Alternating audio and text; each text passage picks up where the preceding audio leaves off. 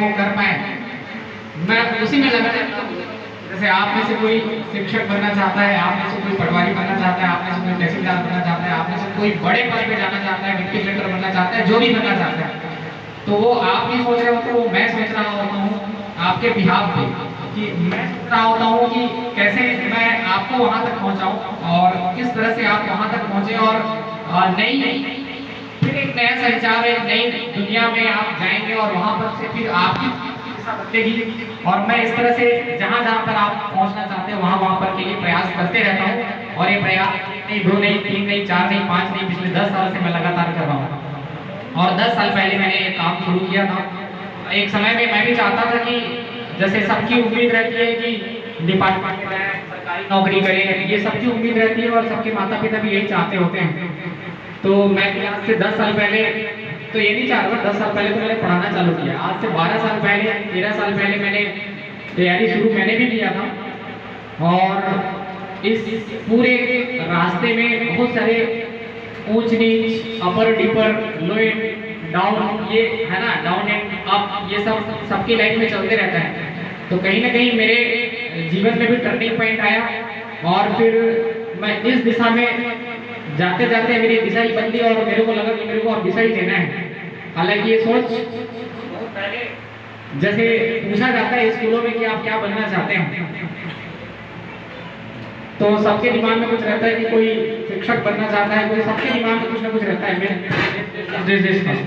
मतलब तब भी डिसाइड नहीं था और आज काम कर रहा हूँ, लेकिन मैं अपने आप को ठीक है पढ़ा रहा हूँ, है ना। लोग मेरे को शिक्षक के रूप में देखे, कुछ के रूप में भी देखे, लेकिन कहीं कहीं पर बैठ जाता हूँ तो मुझे कुछ दूसरे रूप में देखते हैं, कहीं और जाता हूँ कुछ दूसरे रूप से देखते हैं। कोई मुझे एक्टिविस्ट के रूप में देखता है, कोई पॉलिटिशियन के रूप में देखता है, कोई टीचर के रूप में देखता है, कोई किसी रूप में देखता है। अलग अलग रूप में अलग अलग देखने वाले का नजरिया है और जहाँ पर भी जाता हूँ उस तरह की चीजें होती रहती हैं।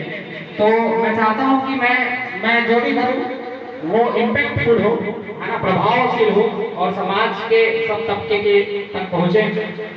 तभी मेरा शिक्षक होना भी एक सार्थक प्रयास होगा।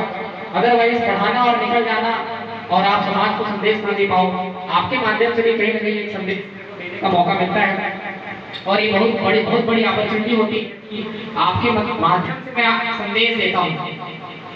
आप यहाँ पर पढ़ के जाते हैं, यहाँ पर तो आप कुछ नहीं बोल पाते, लेकिन गांव में जरूर उसका प्रभाव, मैं बोला गांव में जरूर उसका प्रभाव जरूर देखने को मिलता है। अगर मैं यहाँ पर बोलता हूँ कि नाली की सफाई नहीं हो रही है, तो निश्चित रूप से आपसे गांव में आप भूल जाता हूँ कि उस नाली की सफाई के लिए, है ना। तो ये मेरे लिए बहुत बड़ा मौका रहता है। मैं अगर आप तक मैसेज पहुँचाता हूँ कि 1100 में नगर पालिका में फोन लगता है, तो निश्चित रूप से आप मेरे सामने तो नहीं, लेकिन जब भी आपको मौका मिलता होगा उसका जरूर प्रयोग करते होंगे। मेरे को लगता है पढ़ाने से 1962 में, है ना, पशु चिकित्सा सेवा मिलती है, तो उसका निश्चित रूप से आप प्रयोग करते होंगे कहीं ना कहीं किसी न किसी दिशा में। अगर आपको लगता है कि आपके क्षेत्र में कुछ ऐसी गतिविधियां हो रही होंगी, तो आप जरूर 100 नंबर का प्रयोग करते हो इस ताकत से कि मैंने बोला है तो कुछ होगा।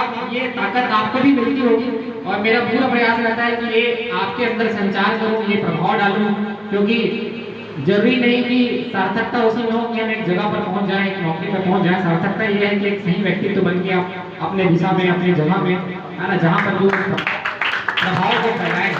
तो निश्चित रूप से ये मेरे लिए बहुत बड़ा मौका है और आप लोग लगातार मुझे सम्मान, मेरे को भी साहस, आप भी सम्मान देते हैं, तो उससे साहस मेरे को भी मिलता है कि मैं इस कारवां को और आगे बढ़ाते रहूं।